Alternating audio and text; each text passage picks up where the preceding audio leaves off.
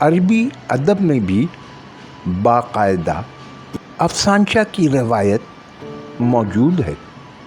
یہ بھی ممکن ہے کہ اردو والوں نے قصیدے کی طرح اس صنف کی ایجاد میں عربی ادب سے استفادہ کے نتیجے میں راہ ہموار کی ہو۔ البتہ ہندی میں لگھو کتھا، مراٹھی زبان میں شنک کتھا اور پنجابی میں نکی کہانی کے نام سے افسانچے کی یہ روایت ملتی ہے۔ تو آئیے ہم کچھ نئے افسانچے سنتے ہیں جن میں زندگی کا درد چھلک رہا ہے۔ ڈاکٹر فیض قاضی آبادی کے افسانچے پہلی بار میرے سامنے آئے ہیں، لیکن انداز تحریر بتا رہا ہے کہ مجھے قلمکار ہیں۔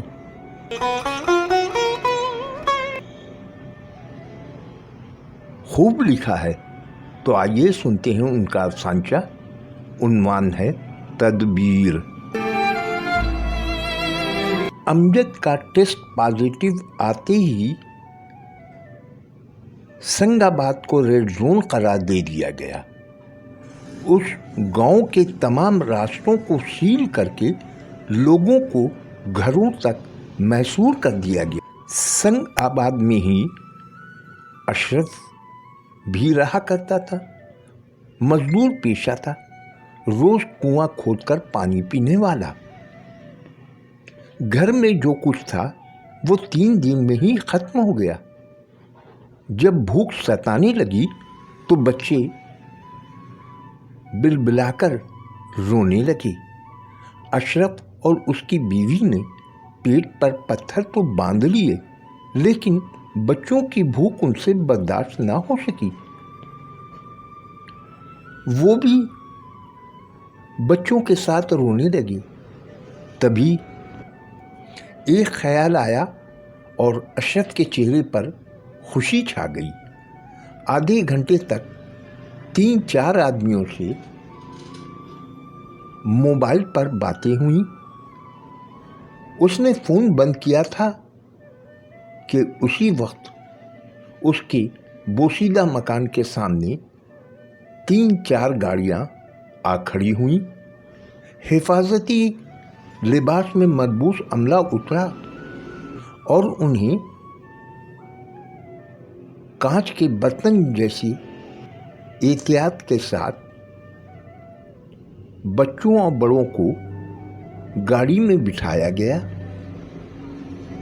اور انہیں کوارنٹائن سینٹر پہنچا دیا گیا، جہاں دوپہر کا کھانا ٹیبل پہ لگ رہا تھا۔ راجہ یوسف کا شمار منجھے ہوئے افسانچہ نگاروں میں ہوتا ہے۔ آئیے ان کا ایک افسانچہ سنتے ہیں۔ عنوان ہے 2000۔ کھانے پینے کا سامان اور دوسری ضروری اشیاء جب گھر میں ختم ہو گئیں تو میں مجبوراً گھر سے باہر نکلا۔ باہر کا منظر بہت ڈراؤنا تھا۔ کورونا کی وجہ سے 4 سو ہو کا عالم تھا۔ کوئی بھی انسان نظر نہیں آ رہا تھا۔ میں ڈرا سہما روڈ پر آ گیا تو یہاں اب کوئی اکا دکا سا آتا جاتا دکھائی دے رہا تھا، لیکن سبھی لوگ ایک دوسرے سے کترا کر چل رہے تھے۔ میں مطلوبہ اشیاء کی تلاش میں کئی دکانوں سے گزر گیا، کئی گلیاں اور چوراہوں پر گھوما، لیکن کہیں پر بھی کوئی دکان کھلی نظر نہ آئی۔ میری تشویش بڑھتی جا رہی تھی۔ میں دور سے ہی کسی آدمی سے پوچھنا چاہتا تھا کہ اس کی نظر میں کہیں کوئی دکان کھلی ہے، جہاں سے میں راشن اور دوسری ضروری چیزیں لے سکتا تھا، لیکن سب مجھے دیکھتے ہی خوفزدہ ہو رہے تھے اور مجھے ایسا لگ رہا تھا کہ جیسے وہ مجھ سے دور بھاگتے رہے ہیں۔ اب مین بازار ہی میری امید کا سہارا تھا۔ میں نے جب سڑک پار کی تو مجھے مخالف سمت ایک عمر رسیدہ عورت اور ایک مرد نظر آئے۔ مرد کے کندھے پر ایک کمزور اور لاغر سی لڑکی جھول رہی تھی۔ مرد ایک ہاتھ سے بچی کو پکڑے ہوئے تھا اور دوسرے ہاتھ سے اپنی لڑکھڑاتی بیوی کو سہارا دے رہا تھا۔ مرد کی حالت کچھ ٹھیک لگ رہی تھی، جبکہ عورت کی حالت ناگفتگو تھی۔ دونوں کے پیر جگہ جگہ سے زخمی تھے، جن سے گاڑھا گاڑھا خون رس رہا تھا۔ شاید ان کی شریانوں میں بھی خون ختم ہو چکا تھا۔ میں جوں ہی ان کے قریب پہنچا تو ایک مریض سی آواز میرے کانوں سے ٹکرائی، بابو جی، بابو جی، بھائی، بابو جی، ایک روٹی میری بیٹی کے لیے۔ کئی دن سے کچھ نہیں کھایا ہے۔ میں نے اس کی طرف دیکھا۔ مجھے دیکھ کر مرد کی آنکھوں میں امید کی جوت جاگ اٹھی اور اس کی بیوی حسرت بھری نگاہوں سے میری طرف دیکھنے لگی۔ گرد سے جھول رہی بچی زندہ تھی کہ مر چکی تھی، وہ پتہ ہی نہیں چل رہا تھا۔ میں نے جلدی جیب سے 500 روپے کا نوٹ نکالا اور اس کی کھلی ہوئی ہتھیلی پر رکھ دیا۔ اس نے نوٹ مجھے واپس کرتے ہوئے کہا، بابو جی، روپے نہیں، روٹی پانی۔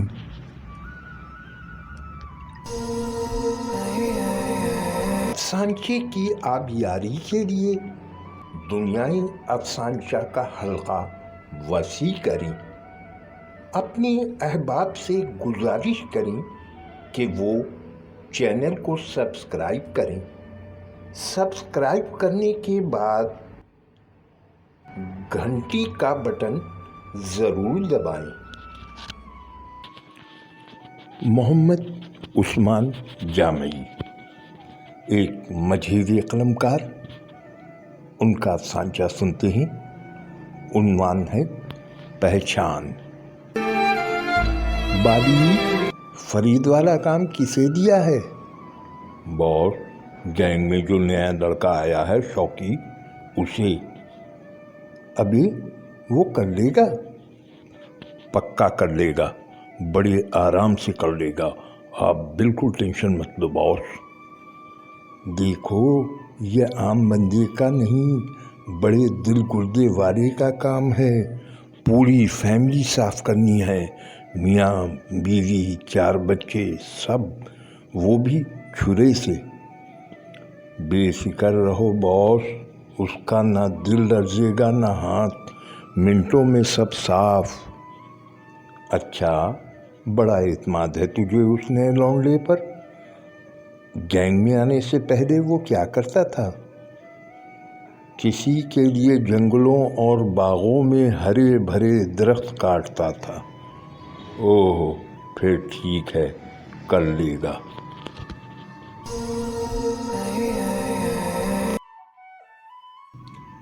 گزشتہ دنوں آرٹ کونسل کراچی میں سندھی ادبی فیسٹیول کا انعقاد ہوا۔ اس میں شک نہیں کہ سندھی ادیب اردو ادیبوں سے زیادہ افسانچے لکھ رہے ہیں۔ یہی وجہ تھی کہ سندھی کہانیوں پر بحث کے دوران زیب سندھی سے ایک سوال کے جواب کے بعد افسانچے سے متعلق سوال کیا گیا۔ شاید اس کا سبب یہ بھی ہو کہ زیب سندھی تواتر سے افسانچے لکھ رہے ہیں۔ روزنامہ کاوش میں ہفتہ وار کالم کے ساتھ ساتھ افسانچہ بھی لکھتے ہیں۔ انہوں نے 100 سے زائد فرش فکشن یعنی کہ افسانچے سپرد قلم کیے ہیں۔ بقول ان کے کہانی تو اپنے الفاظ خود لاتی ہے۔ جو کہانی کم الفاظ میں لکھی جا سکتی ہے اس میں مصنف طوالت اختیار کیوں کرے؟ فرش فکشن یا افسانچہ کوئی جدید ادب کی پیداوار نہیں بلکہ یہ صدیوں سے لکھی جا رہی ہے۔ ایسپ کی کہانیاں بھی افسانچے ہی کے زمرے میں آتی ہیں۔ امریکا کے معروف ادیب والٹ وٹمن نے 19ویں صدی میں اس نوعیت کی مختصر کہانیاں لکھی تھیں۔ وطائیو فقیر کی باتیں بھی فرش فکشن کہانیاں ہیں اور یہ بات 100% درست لگتی ہے۔ مختصر الفاظ میں انتہائی دلچسپ انداز سے جو فکر و فلسفہ وطائیو فقیر نے پیش کیا اس کا ثانی بھلا کون سا ادیب ہوگا؟ ان کے جواب میں شرکائے محفلی نہیں ہر ایک سے داد وصول کی۔ یاد رہے کہ دنیا افسانچہ پر محترم زیب سندھی کے بہت سارے افسانچے آپ بھی سن چکے ہوں گے۔ ان کا نیا افسانچہ بطور تبرک حاضر ہے۔ لطف دے نئے افسانچہ نگار غور کریں کہ کس خوبصورتی سے انہوں نے کہانی کو نیا رخ دیا ہے۔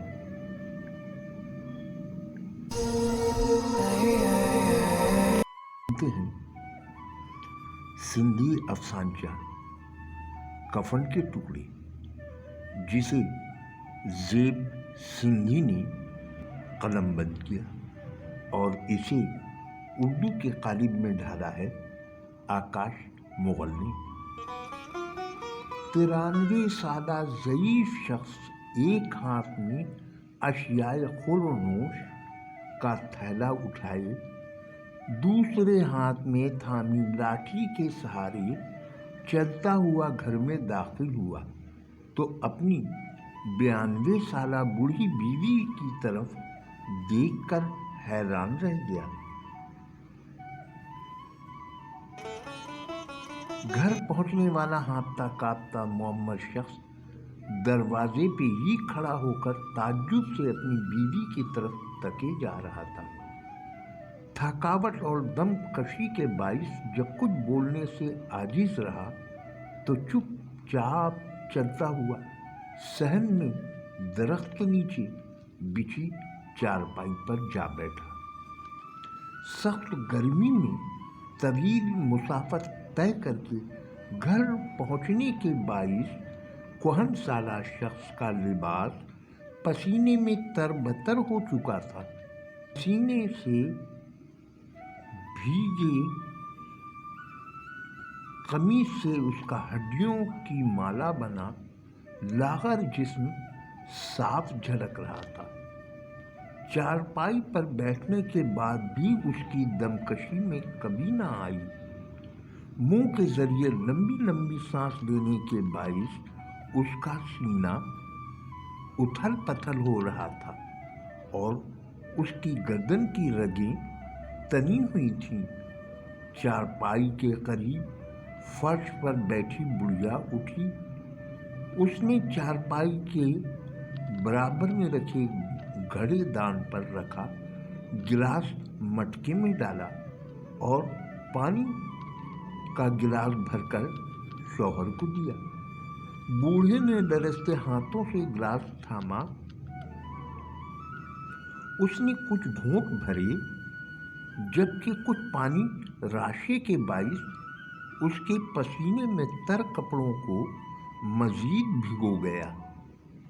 بڑی بی نے خادم کے پاس چارپائی پر رکھے ہوئے सामान की थैलियां उठाकर चूल्हे के करीब रखीं और वापस आकर दोबारा फर्श पर आलती पालती मारकर बैठ गई और कैंची उठा ली। खादिम ने लंबे लंबे सांस लेते हुए ताज्जुब से पूछा, मैं तो खुद के लिए रखे हुए कफन को बेचकर खाने पीने का सामान ले आया हूँ, मगर तुमने कहा था कि भूखी मर जाऊंगी लेकिन अपने लिए खरीद कर रखे हुए कफन को नहीं बेचूंगी। तो तुमने अपने कफन को टुकड़े टुकड़े क्यों कर दिया है? औरत ने अपने कफन के बचे कुचे कपड़े पर कैंची चलाते हुए जवाब दिया, मेरे एक कफन से बहुत सारे मास्क बन जाएंगे। शौहर की तेवरी पर बल पड़ गए। उसने एक तवील सांस खारिज की और ताज्जुब से पूछा, कहीं जा तो नहीं रही हो? क्या करोगी इतने मास्क?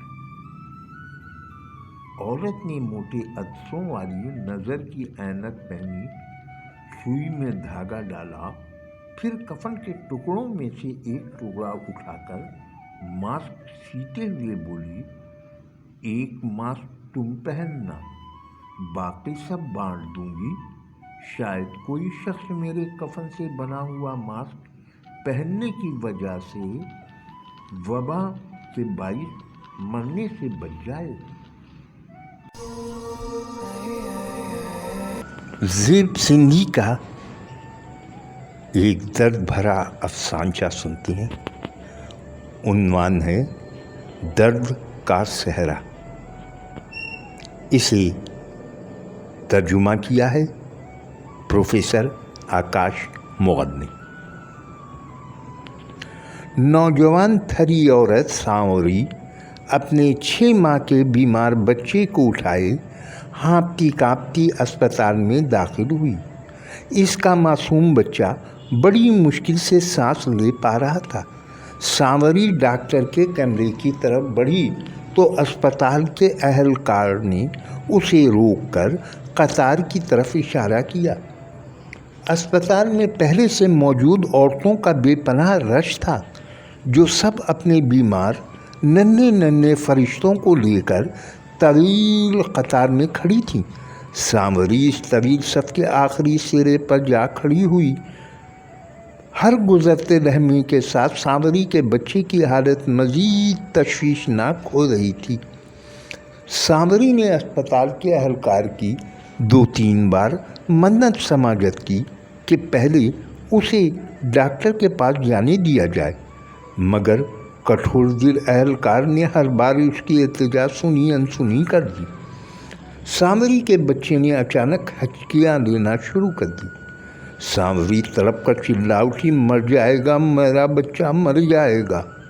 लाइन में खड़ी औरतों ने गर्दन घुमाकर सांवरी की तरफ देखा। कई औरतों ने सांवरी को आगे लाकर डॉक्टर के कमरे में भेज दिया। डॉक्टर के कमरे में पहुंचकर सांवरी ने एक नज़र अपनी आगोश में मौजूद हिचकियाँ लेते बच्चे की सिमत देखा और फिर जल्दी से बच्चे को डॉक्टर की तरफ बढ़ाते हुए गिड़गिड़ाई, तुम्हें अल्लाह का वास्ता मेरे बच्चे को बचा दो। डॉक्टर ने मुआयने की गरज से हाथ बढ़ाया तो बच्चे ने आखिरी हिचकी दी और ममता की आगोश में झूल गया।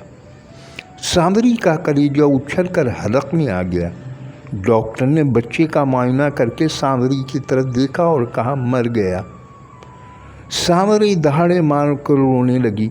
डॉक्टर ने सांवरी की तरफ देखते हुए कहा, रोने धोने से तुम्हारा मरा हुआ बच्चा जिंदा नहीं हो जाएगा, दूसरा बच्चा जन्म लेना। सांवरी ने बयान करते हुए जवाब दिया, ये मेरा दूसरा बच्चा ही था। डॉक्टर ने एक लंबी सांस ली और बोला, जवान हो, तीसरा पैदा कर लेना। सांवरी हिचकियाँ लेते हुए बोली, नहीं, अब मैं तीसरा बच्चा जन्म नहीं दूंगी। डॉक्टर ने मुतज्जिब होकर इस्तफसार किया, क्यों जन्म नहीं दोगी तीसरा बच्चा? सांवरी ने अपना माथा पीटा اس کی آہو بکا میں تھر کے سارے صحرا کا درد سمٹ آیا۔ میرا پہلا بچہ سال بھر کا ہو کر مر گیا، دوسرا آج 6 مہینے کا ہو کر مر گیا۔ اس حساب سے تیسرا بچہ تو تیسرے مہینے ہی مر جائے گا۔